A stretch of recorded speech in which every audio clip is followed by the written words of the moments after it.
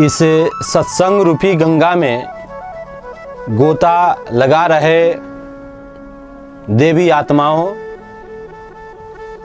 प्रेमी भक्तगण, सज्जनगण, मेरा सादर प्रणाम, नमस्कार, जय श्री राम। आज का मैं प्रसंग आप लोगों को सुनाने जा रहा हूँ। अंधों के हाथी। अंधों के हाथी, ये संसार अंधों के हाथी बना हुआ है। इस दृष्टांत के माध्यम से हम आप लोगों को सुनाते हैं कि यह संसार में लोग नाना प्रकार के उलझन में फंसे हुए हैं।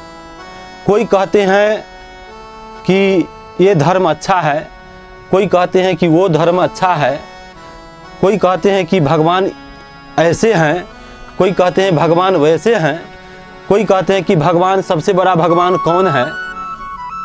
तो इसी बिंदु पर हम आप लोगों को सुनाने जा रहा हूँ। एक जगह एक गंगा किनारे चार अंधा बैठा हुआ था।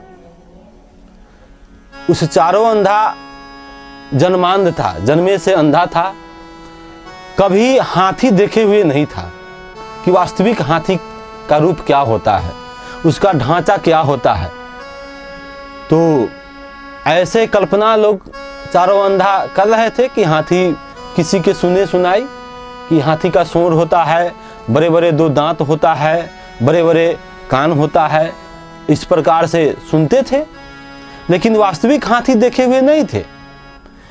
एक रोज एक हाथी वाले हाथी को उस गंगा में स्नान कराने हेतु लेके जा रहे थे। बड़े घंटी बज रहा था, टन टना टन टन। चारों अंधा आपस में सोचने लगा कि भाई ये किस चीज का आवाज आ रहा है। रास्ते पर बैठे हुआ था। उस समय हाथी के जो पिलमान होता है वह बोलता है कि भाई आप लोग थोड़ा रास्ते से हट जाओ, मेरा हाथी आ रहा है। अब चारों अंधा सोचने लगा कि हाथी किधर से आ रहा है, क्योंकि आंख तो है नहीं, उसको जोत तो है नहीं। फिर पूछता है अंधा कि भाई हम किस साइड हो जाए, आपका हाथी किधर से आ रहा है। दायां या बायां बताया, साइड हो गया चारों अंधा। जब हाथी लेकर के जब आगे बढ़ गया तो एक अंधा आवाज लगाता है, ए भाई हाथी वाले सुनो, हम लोग हाथी देखना चाह रहे हैं। अब देखिए, वो चारों अंधा के पास जोत नहीं है, दिखाई नहीं देता है, लेकिन कह रहा है कि हम हाथी देखना चाह रहे हैं। और हाथी वाले हाथी को रोक देता है, कहता कि आओ भाई हाथी को देखो। चारों अंधा क्या काम करता है, हाथी के चार अंग को पकड़ता है। एक कान को पकड़ता है, एक सूंड को पकड़ता है, और एक पेट को, उसको पूरा शरीर को टटोलता है, और एक पैर को पकड़ लिया। क्या कि अंधा था, चार दिशा से आया, और जो जो अंग उसको पकड़ा वो कहा कि हाँ हम हाथी को देख लिया। तो भाई हाथी देख लिया? तो हाँ हाथी देख लिए। इसके बाद हाथी वाला हाथी को स्नान कराने के लिए गंगा में चला जाता है। उसके बाद चारों अंधा आपस में फिर वार्तालाप कर रहा है कि आज हमने हाथी को देखा, जीवन में कभी हाथी को देखे हुए नहीं थे, आज हमने हाथी को देखा। बताइए कि क्या कहता है कि हाथी को हमने देखा, आज हाथी को देखा। देखा तो नहीं, अनुभव किया। अंग को पकड़ के वह कहा कि हाथी इस प्रकार होता है। उसी उपरांत एक अंधा ने एक अंधा से पूछा कि भाई बताओ हाथी कैसा था, अगर तुम हाथी के देखा तो हाथी कैसा था। एक अंधा कहता है कि हाथी मोटा रस्सा के तरह था, यानी जो सूंड को पकड़े हुए था वो कहा कि हम मोटा रस्सा के तरह हाथी को देखा है।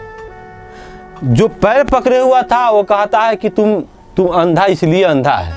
अरे हाथी वैसा नहीं था, रस्सा की तरह नहीं था हाथी, हाथी खंभे की तरह था। तेसर अंधा कहता है कि तुम भी प्योर अंधा है, कहा कि हाथी खंभा की तरह नहीं है, न रस्से की तरह है। हाथी जो है कि वह सूप के जैसा है, यानी जो कान पकड़े हुआ था उसको सूप के समझ में आया कि सूप के जैसे हाथी होता है। इसके बाद चौथा अंधा कहता है कि तुम तीनों प्योर अंधा है। हाथी वैसा नहीं था।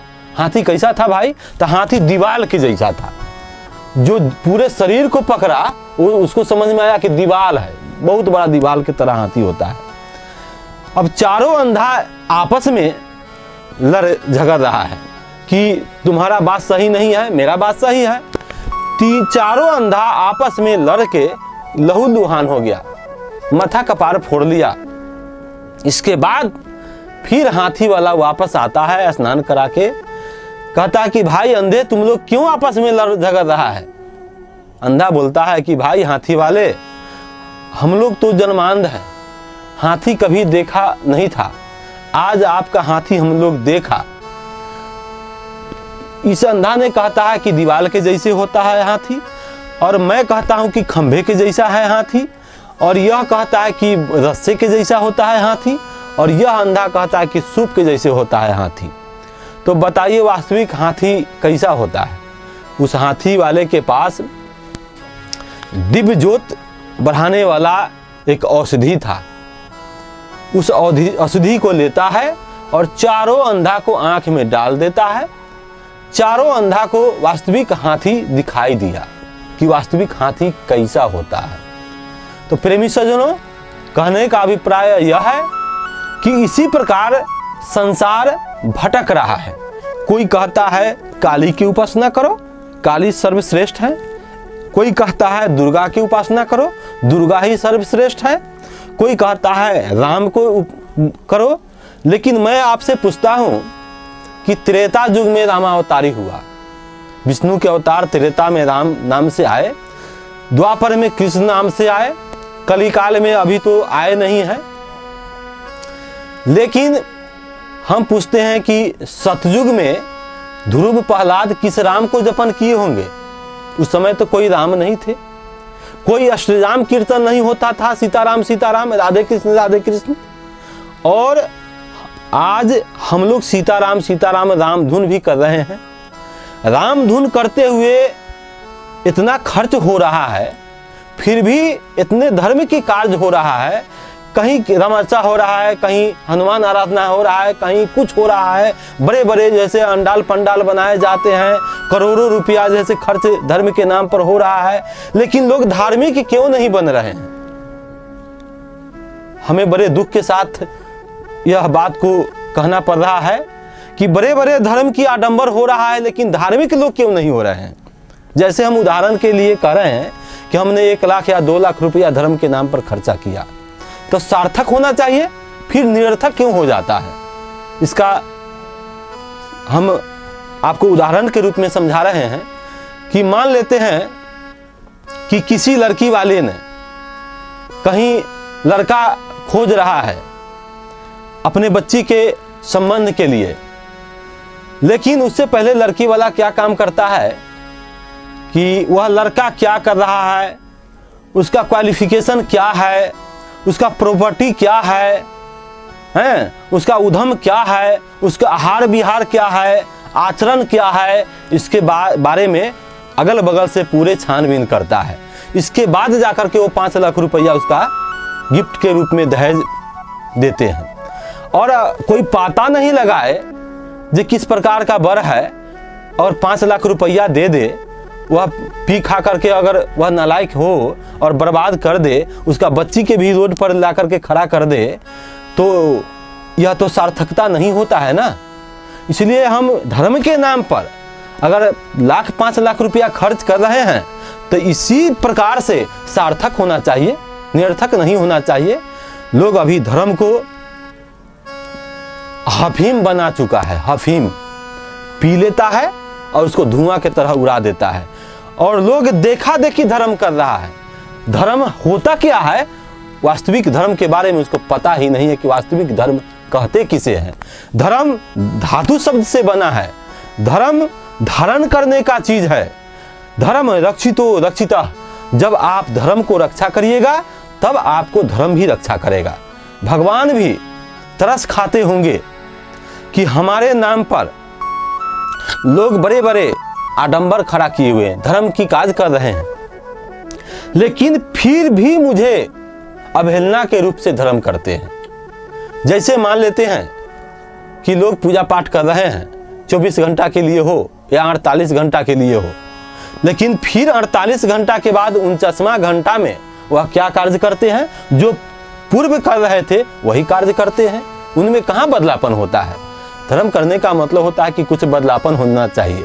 आप स्कूल में जा रहे हैं पढ़ने के लिए, तो उसमें परिवर्तन होना चाहिए कि हम कुछ शिक्षा अध्ययन कर लिया। अगर परिवर्तन आप में नहीं कुछ हुआ तो वो मास्टर गुरुजी होते हैं, उनमें कोई कष्ट नहीं है, उनमें कोई कमजोरी नहीं है, वो आपको सारे शिक्षा दीक्षा दे रहे हैं, लेकिन आप अनुकरण नहीं कर रहे हैं। कारण यही है कि लोग धार्मिक नहीं हो रहा है। और खासकर हमारा हिंदू रीति रिवाज में हम देख रहे हैं कि धर्म के काज करते हैं लेकिन वैमनस्यता विशेष करते हैं। अमुक गांव में हो रहा है धर्म तो हम भी कुछ कर ले, फलाने गांव वाला किया हम भी चंदा चुटकी करके कर लेते हैं, लेकिन फिर कल हो करके वो वही जो काम पूर्व रूप से कर रहे थे वही काम आज भी कर रहे हैं। जबकि शास्त्र में कहा गया है कि मुझ में राम तुझ में राम सब में राम समाया, सबसे कर लो प्रेम जगत में कोई नहीं पराया, कोई नहीं पराया। तो मुझ में राम है, आप में भी राम है, उस पशु पक्षी में भी राम है, सभी से प्रेम करना चाहिए। सज्जन गणों, हम आपसे यही कहते आ रहे हैं बार बार कि आत्मज्ञान के बिना नर संसार में भटक रहा है। आत्मज्ञान नहीं होने के कारण लोग बड़े बड़े भौतिकवादी आडंबर कर रहे हैं। कारण यही है, आत्मज्ञान बिना भगवान कृष्ण अर्जुन को बतला रहे हैं कि नाना शास्त्र पठे लोकेन नाना देवत पूजनम, आत्मज्ञान बिना पार्थ सर्व कर्म निरर्थकम। कि हे अर्जुन, नाना शास्त्र पुराण पढ़ लीजिए, नाना देवी देवताओं की पूजा पाठ कर लीजिए, लेकिन आत्मा के ज्ञान नहीं है तो सारा कार्य निरर्थक चला गया। मैं नहीं कह रहा हूं, भगवान कृष्ण का यह जैसे अनुवाद है, वह समझा रहे हैं अर्जुन से। तो आत्मज्ञान क्या है? आत्मज्ञान जानना पड़ेगा। यह राम के बारे में जो हमने बताया कि राम आप में भी है, राम मुझ में भी है, राम उस खांसी में भी है, राम उस मछली में भी है, राम सब में रमन कर रहा है। राम रमनते योगिना, राम का मतलब होता है रमन करने वाले। राम शब्द ये नहीं, राम का मतलब होता है रमन करने वाले, कि सब में रमन कर रहे हैं। ठग ठाकुर में है, चोर में है, सब में रमन कर रहे हैं, उसी को राम बोला जाता है। और राम 4 प्रकार के हैं। अभी हमारे एक श्रोता बंधु हमसे पूछ रहे थे कि राम कई प्रकार के हैं। राम, एक आदमी हमसे कह रहे हैं कि 4 प्रकार के राम है, बताइए। हम कहे कि बात सही कहे हैं, जो बताए हैं 4 प्रकार के राम, वो 4 प्रकार के राम सही है। कौन कौन है राम?